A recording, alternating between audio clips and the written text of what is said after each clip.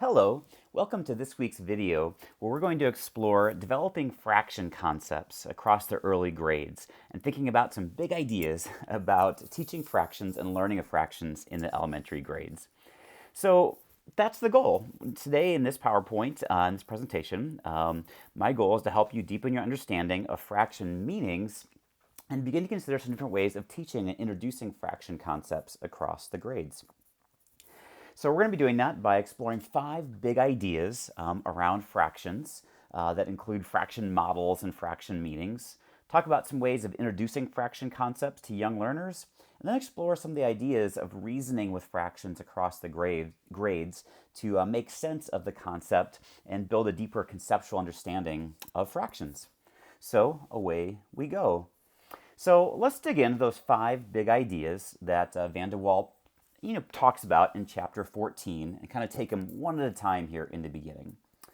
So to start, let's start with a little scenario here. Let's suppose Mark is offered the choice of a third of a pizza or a half of a pizza. He is hungry, right? He likes pizza here, he's hungry, so he chooses the half. His friend Jane gets a third of a pizza, but ends up with more than Mark. How can this be? Well, think about it for a second. It's a true story. How is that possible? Well, here's a picture. Well, if the first gentleman shows a half on the left side there and Jane shows a third on the right, we see that Jane actually did get more of a pizza, even though usually we think that a third is less than a half. And that's because here in this case, we see that the two pizzas were not of the same size originally in the beginning, right? If the pizza sizes were different, we can see 1/3 of a large pizza would be eating more than 1/2 of a small pizza. Well, of course that makes sense. Well, let's take a look at another situation here. Let's suppose that June ordered 2 small pizzas from Square Pizza Hut. I know I haven't heard of that either, but let's just suppose. And let's suppose each square pizza was divided into 4 equal pieces. The yellow area represents the pieces June ate. How much pizza did June eat? Why don't you pause for a minute and write down what you think the answer should be to that question. All right, well, possibly, maybe you're confused because when we say how much pizza did June eat, I guess it opens up to lots of possible answers, right? Because you might just say 5, right? She ate 5 slices. So if our answer was in terms of slices as the whole, we could just say 5 slices. But maybe you were thinking about pizzas, like whole pizzas, because she had 1 whole pizza and 1/4 of a second pizza. So 1 and 1/4 could be a correct answer as well if pizzas are whole. But if you look at both together, you might think, well, she ate 5 out of 8 pieces, right? So 5/8 of the whole order. She had 5/8 of all the pizza. So 5/8 could be the correct answer if the whole order here was considered the correct answer. So we see here, the big idea here is that we need to determine the whole. Because here, if we didn't define the whole, the relative size of the fractions could change. And here, if we don't define the whole, well, you could have lots of right answers. So our first big idea is that fraction size is relative to the whole. So a fraction by itself, right, doesn't say anything about the size of the whole. If I said I ate half a pizza, and you think, man, Adam, you were a pig, you ate a lot. Well, it depends. What if I told you that it was a little English muffin pizza and I only had half of it? Then you might say, oh, well, that's actually not so much. But if I had half of an extra large Papa Del's stuffed pizza, obviously that's a much different scenario. So it's important to think about the whole every time we deal with fractions. A fraction just tells us about the relationship between the part and the whole, right? If I ate 1/3 of a pizza, I don't really know how much I ate, but I do know that whatever the whole was, if I cut it into 3 equal parts, I had 1 of those parts. So that's the relationship it tells us about. So the first big idea here is to always consider the whole and defining our whole and just making sure that's part of the conversation when we deal with fractions here going across. So, all right, so let's move on to our next big idea. All right, in the picture here, which of these figures accurately depicts fourths? So again, pause the video for a second and I want you to look at it closely and write down which of these accurately depict fourths.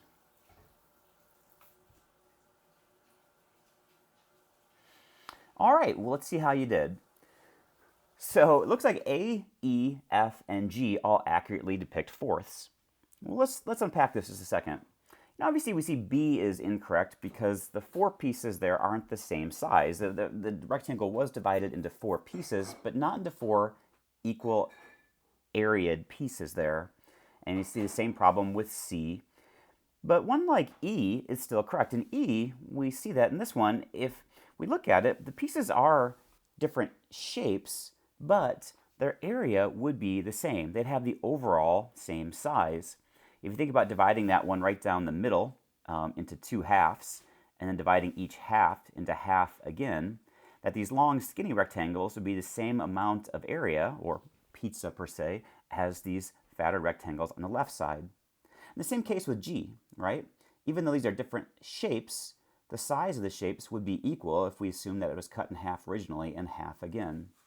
So when we think about fractions here, it's important to realize a big key idea about partitioning. When we talk about partitioning in this chapter, we're just going to be talking about sectioning a whole into equal sized parts. And here's the big idea. Again, the parts must be equal in area, but not necessarily in shape. As the example on the screen shows, we have some triangles, some rectangles. Those have the same area, even though the shape is different. So they're still fourths. It's just that they may look a little different, but they have the same area. Okay, let's go on to the next one here. So if we take a look at counting fourths, all right, let's suppose our whole is one complete circle. And let's take a look at some things together. Like, if the whole is one circle, then I think we could agree that would be 1/4. And now I have two of those, so that means I have 2/4.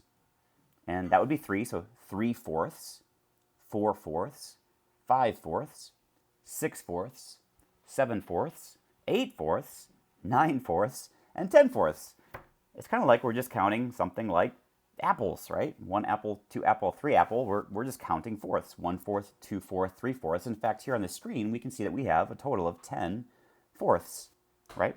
So if you've written in language like 10/4 or as a fraction of 10 over 4.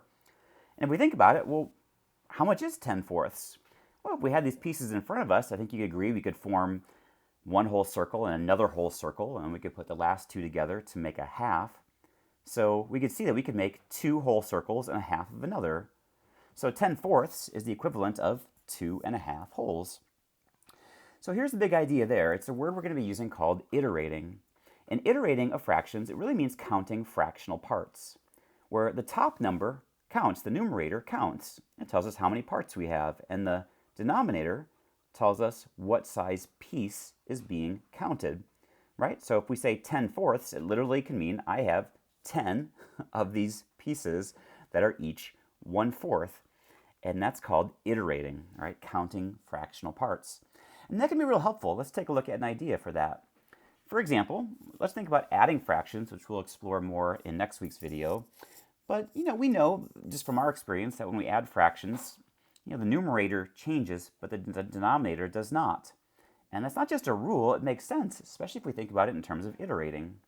For example, if we, again, assume that each of these green figures is 1/4 of a whole, then I think you could agree that this is what 3/4 plus 2/4 might look like.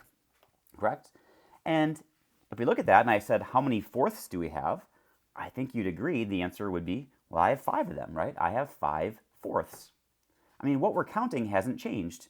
Thus, the denominator doesn't change. Of course it stays fourths because that's what we're counting. A student originally looking at the numbers might think 5/8, but if we're looking at it, those aren't eighths, those are still fourths, right? I had 3/4, and I added another 2/4, and now I have 5/4.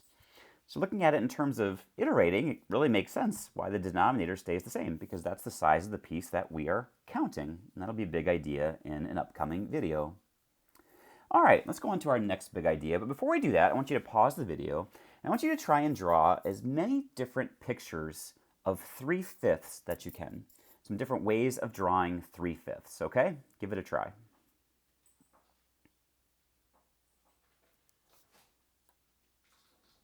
All right, well, let's see what you have there and compare to a few of these. So here's some possibilities that maybe you drew. Like on the bottom 3 on the screen there, we see 3 different shapes that were each divided into 5 equal sections. with 3 of those shaded in, showing 3/5. On the top left, maybe you thought about 3 out of 5 of something, like 3 out of 5 stars, or 3 out of 5 people, which is a little different than the shapes below. Or maybe you thought about a type of a number line representation, where we look at on a number line what 3/5 might look like as a line stretching across a set distance. Well, here's the big idea, is that when we look at categories of fraction models, what we saw on the last page can be broken down into 3 things.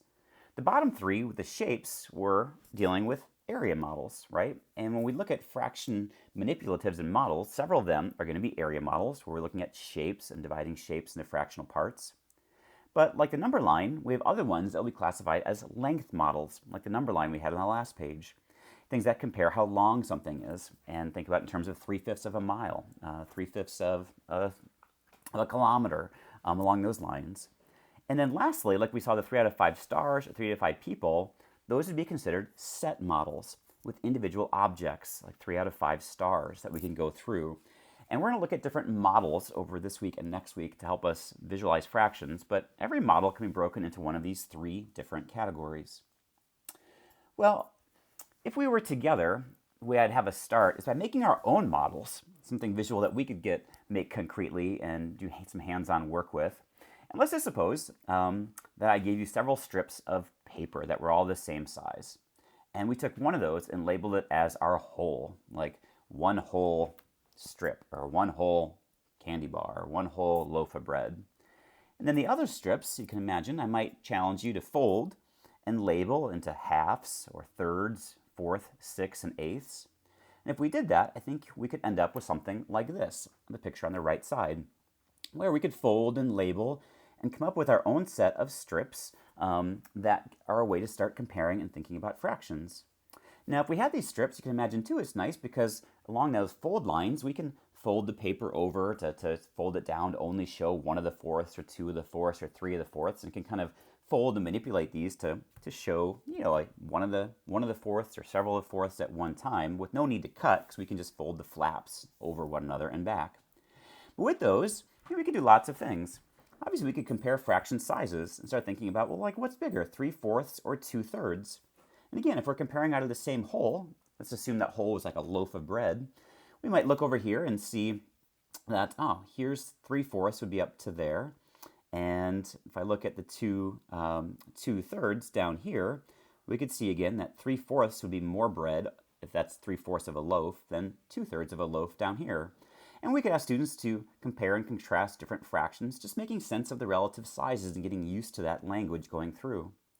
We could also think about equivalent fractions. How many different ways could we make fractions that are equal to 1/2? Again, we might see like, 2 of the fourths are equal to half, or, here's 4 of the eighths are equal to half, or 8 of the 16ths. We might notice that you can't really make a half out of thirds. It doesn't work very nice. It doesn't seem to equally go into a half, but 3/6 does. And again, so equivalent fractions, seeing that there's many ways to write 1/2 in terms of smaller pieces.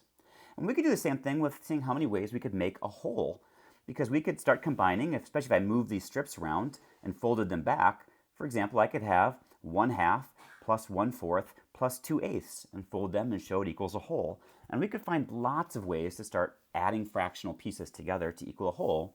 And this is an example of just a concrete way to start talking about and seeing fractional values in terms of manipulatives. Now, in classrooms, there's many different things you might use. That's an example of a homemade version, but of course there's many to purchase as well. For example, on the top left, you're probably familiar with fraction circles that we'll be using in the coming weeks, which are an area model, and those can be labeled or unlabeled. Pattern blocks can be really neat manipulative that can be used to define our whole. Could be any of the pieces and to rethink that.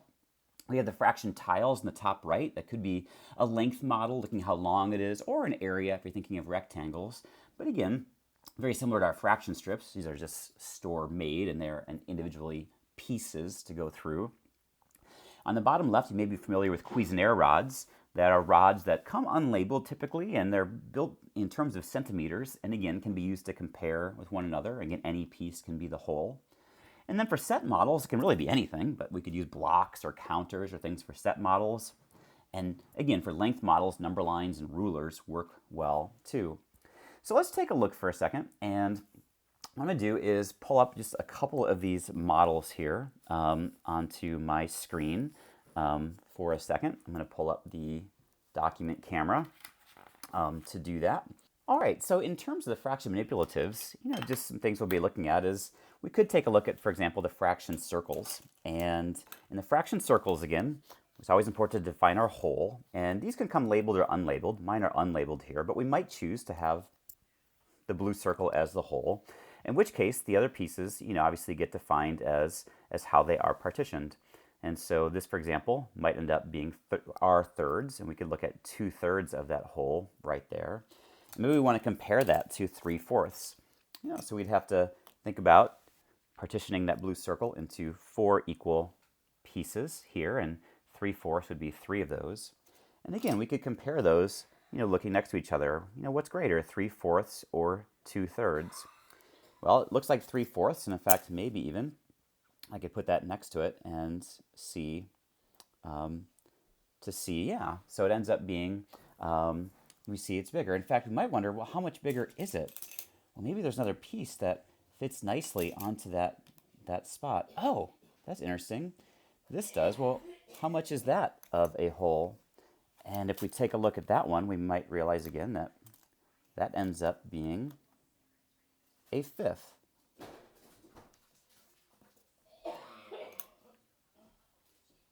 And so we see that nicely there, fitting in there.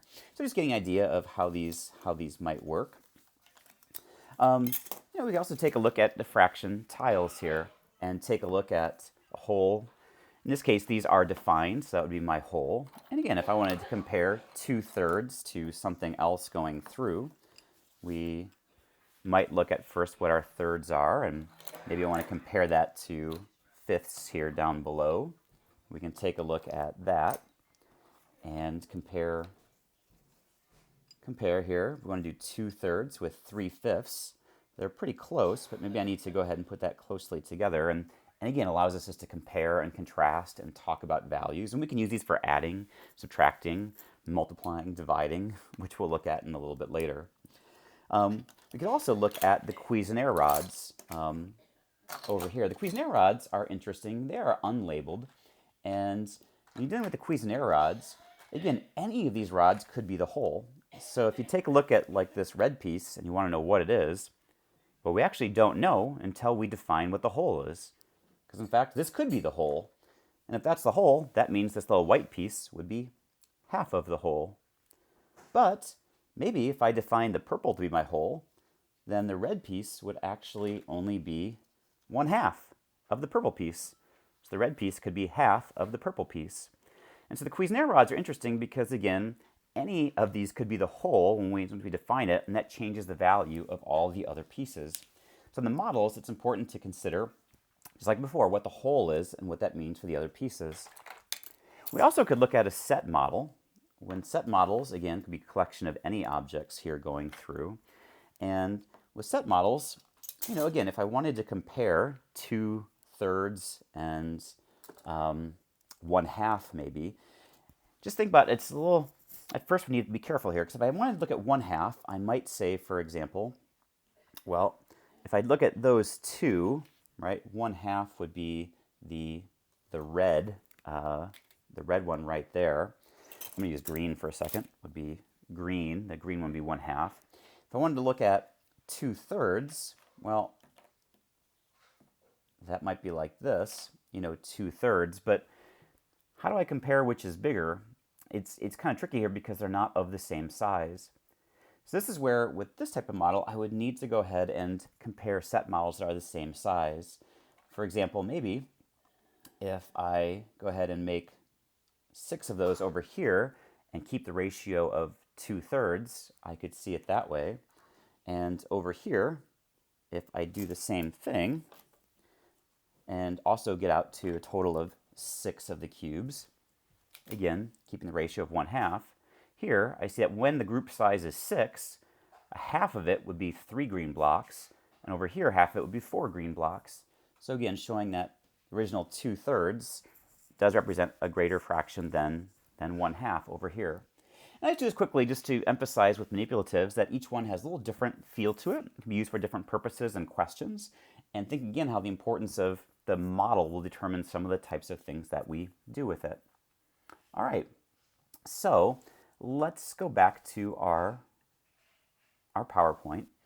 And with this, there's of course all kinds of virtual manipulatives as well, which we'll be exploring. For example, I'm going to click on the second one right now. This is called the Math Learning Center, and they have a lot of free math apps, including a fraction app. And, we open this up for our use on a smartboard or projector to go through. This is something we'll be playing with in some of the homework assignments, but allows us to choose different area models here, circle or rectangle. And we can choose how many fractional parts we want, and we can color in certain types of fractional parts there as we go through and be able to move it around. Again, so it's just a nice way to be able to, again, partition and compare and contrast different types of models here in different ways. And these tools allow us to both label fractions, and we can rotate them, we can duplicate and change as we go through. So again, there's a lot of virtual manipulatives as well that can be a really helpful tool as we go through. The top one here is another one that just interesting, very different, but it's called the Toy Theater, and they have all sorts of manipulatives here. And we look at fractions. They have lots of strips and circles and different things, and they do have the pattern blocks as well. With pattern blocks, again, any of these could be a whole. Just for example, if I put these blocks up here and defined this as my whole, say that 2 yellows was my whole, and I was wondering, well, then what fraction does the red piece represent? Well, again, it's interesting to think about that. We'd have to look at, but I think it would take 4 of these red pieces to make that same 2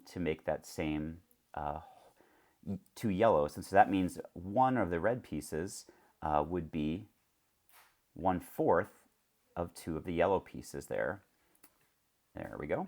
So again, as you define the whole, each of these becomes a different value as we go through. And so again, online manipulatives, there's lots of good ones out there to be thinking about as well. Okay, well, with that said, let's go on to our last big idea at number 5, that there's 3 main meanings of fractions we're going to focus on right now as far as our introduction presentation here. And the first one is one we're used to thinking about, a part-whole meaning of fractions. Just being that a number of parts of a whole, that is divided into equal size parts, right? For example, when we think about 3/5, we think about a single whole that was divided into 5 equal parts, and we're shaded in 3 of them, right? Part whole, 3/5, 3/5 of the whole. And that's often where we start thinking about it, but it's not the only way to think about fractions. For example, we could use a division or a quotient meaning of fractions and look at 3/5 this way. Instead of starting with 1 whole, we're starting with 3 wholes. It changes the meaning here a little bit. Suppose we had 3 whole brownies that were being shared fairly among 5 people. How much would each person get? Well, in this one, it's interesting. It's a very different picture because we're looking at 3 whole brownies down below in the yellow rectangles, and we're sharing fairly among 5 people. So maybe we'd split each one into 5 parts. Each person would get one of those parts, and yeah, that means each person would get 3/5 of a brownie. But again, a very different meaning than the part whole in the beginning where we only had 1 whole. And we could also think about a third meaning with 3/5 being ratio, right? 3/5 could mean 3 red balls for every 5 green, or 3 out of every 5 kids like Pepsi the best. And again, a different way of considering this is more of a set model, thinking about it, 3 out of 5. And there are other meanings as well that Vanderwall talks about, but these are the 3 that we're going to focus on for our class right now. Part whole, division, and ratio. All right, so if you look at those 5 big ideas, let's attack this for a second. So when does fraction instruction begin in grades? What grade level do you think the first standards appear that deal with fractions? Do you take a guess? Well, here it is, first grade. In first grade, we see the standards that say students should be able to partition circles and rectangles into 2 and 4 equal shares, describe the shares using the words halves, fourths, and quarters, and use the phrases half of, fourth of, and quarter of. Now, understand here, it's interesting. Yes, it's first grade, but some things you notice here is really it's about circles and rectangles, right? And being able to decompose those into smaller places and using a language of halves, fourths, quarters, things like that. Nowhere does it say they're supposed to be writing the values of fractions or like even 1 over 2 or 1 over 4. It's really about understanding conceptually what they look like and how we talk about them. And that's important to note. And in second grade, if you look at this, it's a very similar standard. We're still dealing with circles and rectangles. But if you notice, it adds in 3 equal shares and builds in the language of thirds. And again, it doesn't say anything about having to write 1 over 3 or start dealing with that yet. I mean, they could, but that's not in the standard.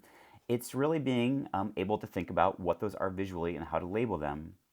And in the third grade, second grade standard, we see it says recognize that equal shares of identical wholes need not have the same shape. Oh yeah, that was our big idea from earlier again, that fractions have to have the same area but not the same shape. So if students were dividing rectangles into fourths, they as well could think of how many different ways they could do that and to realize that they're all fourths, even though they may have some with different shapes. All right, well, when introducing this, what might this look like in first grade, second grade as kids are getting introduced to this? Well, fractions go really nice with the whole fair sharing analogy, right? And so here's some examples of some fair sharing tasks. These aren't the ones I'd say I'd start with necessarily. These are an idea of what it could look like. And for each of these on your paper, why don't you try this for a second? Like for scenario A, if you draw out those 4 rectangles, let's assume those are 4, lasagna pans. And beneath it, we see that those are being shared by 6 people.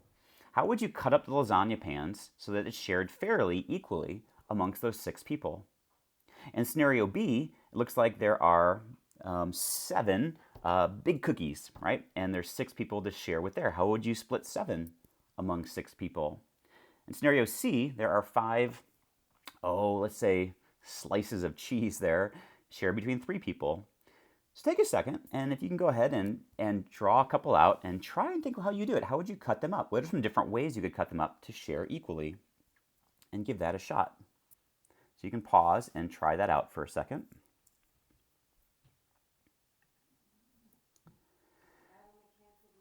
And while you do that, on here, let me take a look at what it might look like as we go forward. All right, let me zoom in. So maybe in the first one you realized, well, maybe it would work if we cut each of those lasagna pans into halves, right? In the sense that each person could get one of those halves, right? But then there's these left over here. So what would I do with that? Well, maybe, everyone's got to get an equal amount. Maybe I could cut this into 6 equal pieces. And for this one, each person would get a half of lasagna, and then each person would get one of these. They would get a 1/6.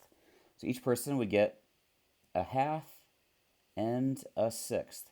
Now, there's lots of other ways we could do that, but that could be one way of thinking about it. One like this down here, we might think, well, maybe if I call this person A, person B, person C, person A could have that one, person B could have that one, person C could have that one.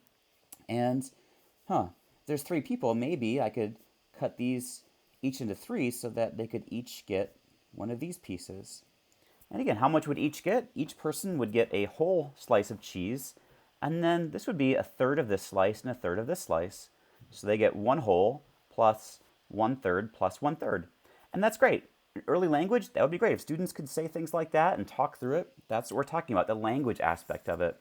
And they might even say, well, since I have 2 of these, then I can get 2 of the thirds or 2/3. So I get 1 whole piece of cheese, and then I get, 2 of the thirds. And recognize again that I'm not stressing to write it yet as this. For young children, again, this can be kind of a confusing representation as they're getting their number sense, but we're really focusing on the language aspect of what they're doing. Those fair sharing tasks can be straightforward. They can also get fairly complex depending on the numbers you use. And let me share with you a little story, actually, going back to when my kids were little. A quick story around this idea is that one day, coming home from work, I was told by the office manager that there were some extra Panera sandwiches left over from a special luncheon that day for some guests at the college. And they asked me if I would like them for my family. And of course, I said, sure thing. And I looked in there and there's only 4 sandwiches and there's 5 people in my family. And it was funny, my brain went right to this fair sharing analogy. And so when I got home, I told my family, I said, well, guess what, kids? Good news. I have Panera sandwiches for us for dinner. Woohoo! That's awesome, Dad. I said, the bad news is I only have 4 and there's 5 of us. Do you think you could help me figure out how to cut them up so that we could share them fairly amongst our family? And my 2 girls volunteered to help with the task. So I gave them each a piece of paper and some colored pencils, and I went off to kind of get washed up and asked them if they could try and figure out how we could share 4 sandwiches amongst 5 people.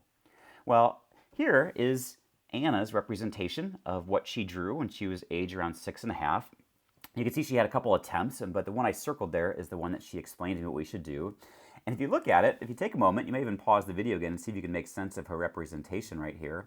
But it's really interesting. If you can tell, this represents, these are kind of halves, and originally she sees these 4 sandwiches up here if we kind of group them like that. And then we see that these ones that aren't colored in represent 5 halves. Each of us would get one of these halves. And then the other halves are cut up again into smaller pieces. And so each of us would get one of these smaller pieces, and she may have said a half of a half at that point.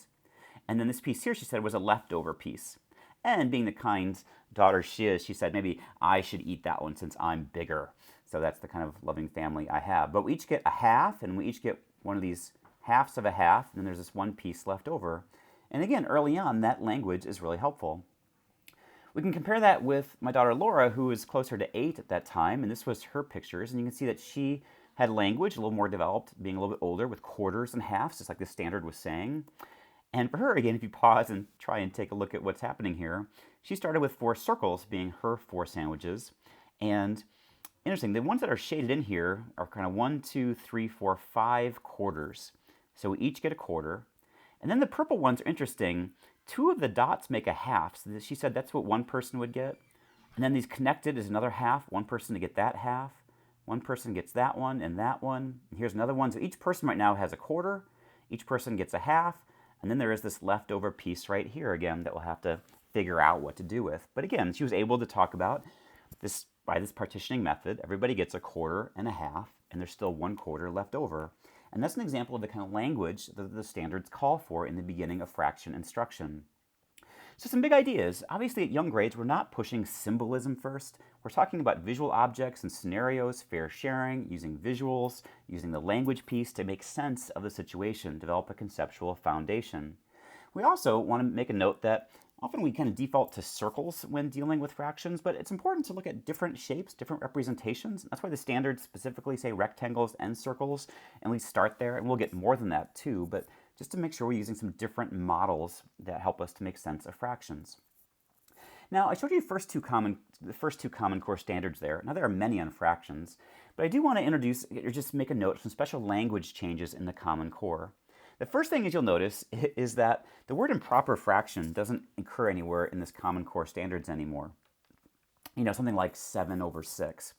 And that's because the writers of the Common Core were concerned that the word improper sends a message that something is wrong with writing a fraction like 7/6.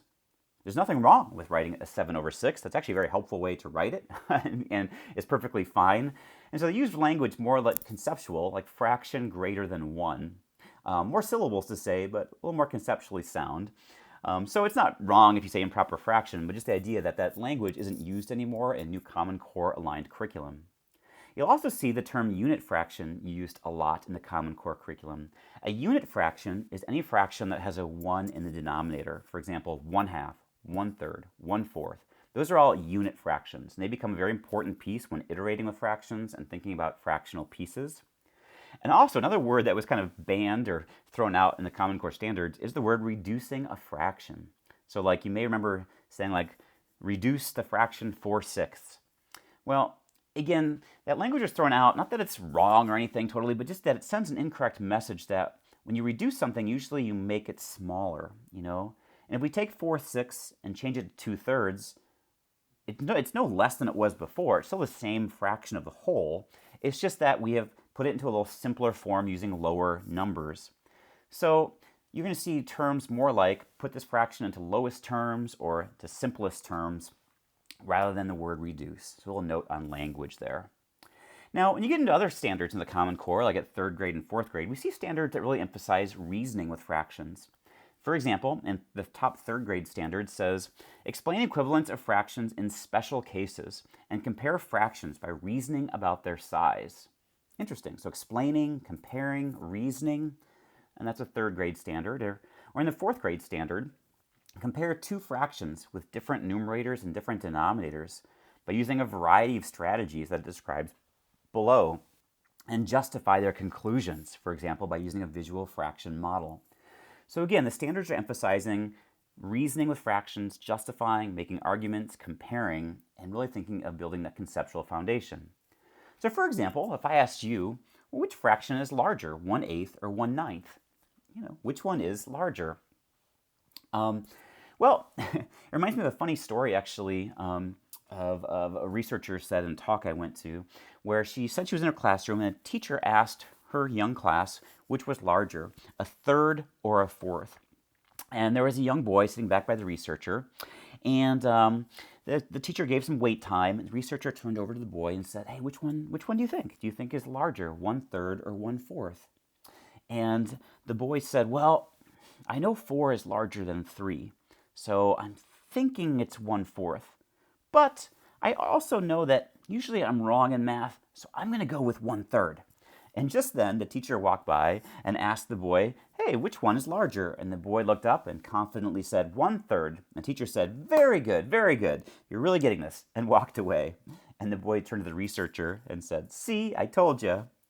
And I like that story because the boy was, 1/3 was the correct answer, but he got it correct for all the wrong reasons, So without fraction reasoning, and understanding it, it just becomes rules and things to memorize that don't make sense, and so we want to have it make sense.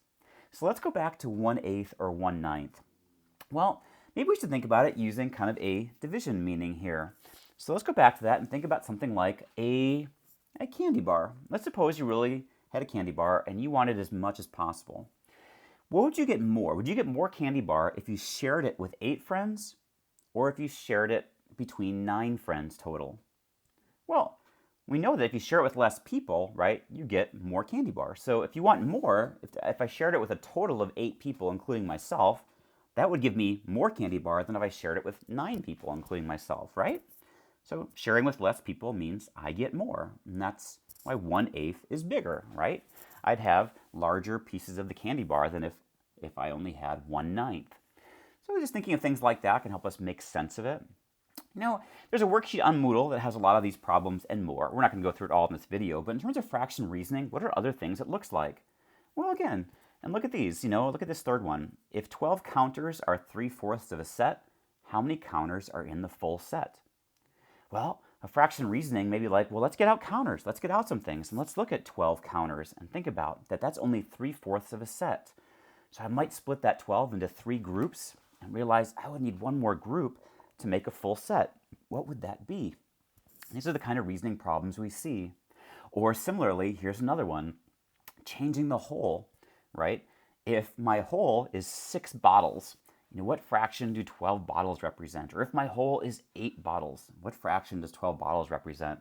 And just having students, again, reason out in terms of a changing whole what fractions mean and what they look like in a context. Now, the standards we saw earlier asked if kids could compare two fractions for be larger or smaller than each other. And so here's some examples of that. These aren't the ones again you start with, but Vanderwall has these for us to think about in our textbook. And each of these uses some different strategies. What's larger, 4/5 or 4/9? Well, again, we might think, well, we have 4 of each thing, but again, I know a 1/5 is larger than a 9th, right? Yeah, I know that because, again, sharing something between 5 people are bigger pieces than with 9 people. So 4 of the 5ths would be bigger than 4 of the 9ths. Yeah. Or what about something like if we go down and look at, let's say choice, let's go to choice F for a second, 3/8 or 4/7. Think about choice F. Which one is larger and why? Well, if you were thinking 4/7, you're correct, but what's a way to think about that? Well, maybe we could benchmark it to 1/2, right? Because look at 3/8. That would be less than half, wouldn't it? Because 4/8 is half. So I know 3/8 is less than half. And 4/7, well, half of 7 is 3.5, right? So 4/7 would be a little more than half. So I know 4/7 would be bigger than 3/8 because that's more than half and 3/8 is less than half. And these are different reasoning strategies we can use to compare fractions. Van der Waal talks about a couple in the book here about using same-size denominators, same-size numerators, more than less than benchmark, like I did with more than less than half, or more than or less than 1, or closeness to a benchmark. For example, we could look at one like L. Look at L for a second. This is a little trickier one. And for L, which is larger, 8/9 or 7/8? Would you pause it and think about it for a second? Which is larger and why in choice L? Well, interesting. Let's think about it. Maybe this is where we could compare it to 1 and use a benchmark of 1. How close are we to 1? Well, to get to 1, 8/9 is 1/9 away, and 7/8 is 1/8 away. Oh, yeah. And from earlier reasoning, I know that 1/9 is actually smaller than 1/8 because I'm taking 1 and sharing it between 9 different parts. So 8/9 is actually closer to 1, right? Because that missing piece is smaller. So 8/9 I know would be larger than 7/8 because it is closer to 1. And that would be strategy 4, closeness to benchmarks. So again, those aren't the ones I'd start with students with. Those are challenges for us to consider, but just the idea of just comparing, using reasoning strategies, benchmarking, thinking through closest to, thinking through same size numerators, denominators are all different aspects. Also in Common Core standards, like in third grade, it starts talking about understanding fractions as a number on the number line. And this is interesting. Research showed a while back that many students could take a circle and think about what 3/4 was or 1/2, but when you asked them to put it on a number line, they became baffled, thinking, well, what does it even mean? Because they always saw fractions as shapes. Well, a number line is a length model, right? And so starting in third grade, students start seeing it in terms of fractions on a number line, being able to make those connections. And again, we're not going to do these, but our book gives us several examples of students estimating on a number line what fraction of a distance somebody has ran, of a mile, or trying to just give a reasonable estimate for what a fraction would be randomly placed on a number line going through. And it just helps us, again, see fractions in terms of length as well. Another fraction reasoning aspect we see in the elementary grades is the idea of equivalent fractions. There are so many ways, for example, to write 1/2, right? We saw it with the fraction tiles or the fraction strips. We saw that the 1/2 strip was the same as 2/4 or 3/6 or 4/8. Those are all equivalent fractions. And there are many ways to see that, to go through. And let's take a look at one example together here, looking at an example of one way of visualizing equivalent fractions. And I'm going to pull up the document camera again just for a second here and pull this back up. And let's suppose here we have a plot of farmland here, nice and green. And let's suppose that I am going to fold my farmland into thirds. All right, so I have my farmland into thirds. And just so we can see it nice and clear, I'm going to go ahead and draw in those lines to go through. And let's suppose we're planting something yummy on 2/3 here. Let's suppose we're going to plant, some nice corn, all right, in those two plots there. So would you agree that right now 2/3 of my farm is growing corn? Yeah, so I'm going to write it up here, 2/3. But let's say that I'm a pretty nice farmer and I decide to share this with my neighbor and give him half of the land. So let's take a look, and I'm going to divide that land in half. And so now I maybe get these top 3 pieces and he gets these 3. Well, how much of the full farm now is corn? I mean, we can think about it like this. Now we split it into, there's 6 sections, my 3 and his 3, but together 4 of the 6 would be corn, right? But it's still the same amount of corn. It's still 2/3 of the farm. It's just looking at little smaller pieces. So we know that 2/3 would be the same as 4/6. Right. In fact, and we could go on and do this lots of ways. I mean, suppose that we shared it again, that I shared mine with with my son, and the neighbor shared his with his daughter, and we could go back and look at it this way now. And again, I could draw in those lines just to make sure we can see it nice and clearly. But now we've broken the farmland into, 12 different plots. And again, of those plots, 8 of them are still corn, but it's still 2/3 of a whole farm, right? It's just that now we can see it in terms of smaller pieces, that 8 of the 12 smaller pieces are. And the idea is, again, that these are all equivalent fractions. They're all equal to the same amount, but we just see it as the same amount being divided into different pieces here going through. And again, that's just a big reasoning idea in the beginning of thinking about reasoning with fractions. And in our textbook, there's lots of fun games and things to get students reasoning and thinking about size and talking about fractions. Here's a little example with pattern blocks. But that kind of wraps up our lecture for the day with kind of introducing our fraction concepts here. So on the slide, we see that here's just a revisiting of the 5 big ideas from the day that you can look at and revisit. And the big idea here to leave you with is the idea that we're focusing on reasoning and sense making, right? I mean, again, just like before, not wanting to rely on just rote rules and rote practices, but really trying to gain a conceptual understanding through visuals and concrete representations, through using language and making arguments and talking about ideas, playing games, using context, that all these ways are helpful to really build that foundation for fractions.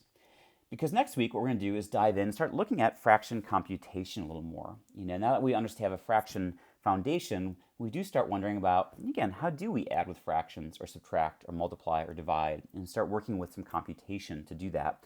And that's where we're going to springboard in next week and use these models for a lot of visuals to see how those make sense. All right? So with that, thank you for listening and have a good rest of your day.